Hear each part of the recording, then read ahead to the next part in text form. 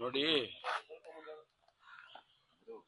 ಬಾಂಗ್ಲಾದೇಶದವರಾಗ್ಲಿ ಅಥವಾ ಫಾರಿನರ್ಸ್ ಬೇರೆ ಬೇರೆ ದೇಶಗಳಿಂದ ಬಂದಾಗ ವೀಸಾ ಮೇಲೆ ಬಂದಿರ್ತಾರೆ.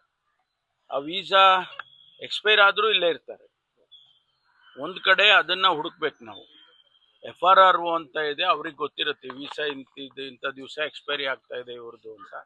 ಅವ್ರು ವಾಪಸ್ ಹೋಗಿರೋದು ರೆಕಾರ್ಡ್ ಇರೋದಿಲ್ಲ, ಇಮಿಗ್ರೇಷನಲ್ಲಿ ರೆಕಾರ್ಡ್ ಇರೋಲ್ಲ. ಅಂದರೆ ಅವ್ರು ಇಲ್ಲೇ ಇದ್ದಾರೆ, ಅವ್ರನ್ನ ಹುಡುಕುವಂಥದ್ದು ಒಂದು ಕೆಲಸ.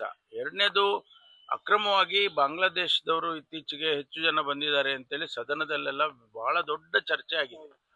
ಅದಕ್ಕೆ ನಾನು ಕೂಡ ಉತ್ತರ ಕೊಟ್ಟಿದ್ದೇನೆ. ನಾವು ಹುಡುಕ್ತೀವಪ್ಪ ಎಲ್ಲಿ ಅವರು ಇದ್ದಾರೆ, 20 ಲಕ್ಷ ಇದ್ದಾರೆ, 15 ಲಕ್ಷ ಇದ್ದಾರೆ ಅಂತೆಲ್ಲ ವಿರೋಧ ಪಕ್ಷದವರು ಚಾರ್ಜ್ ಮಾಡಿದ್ರು.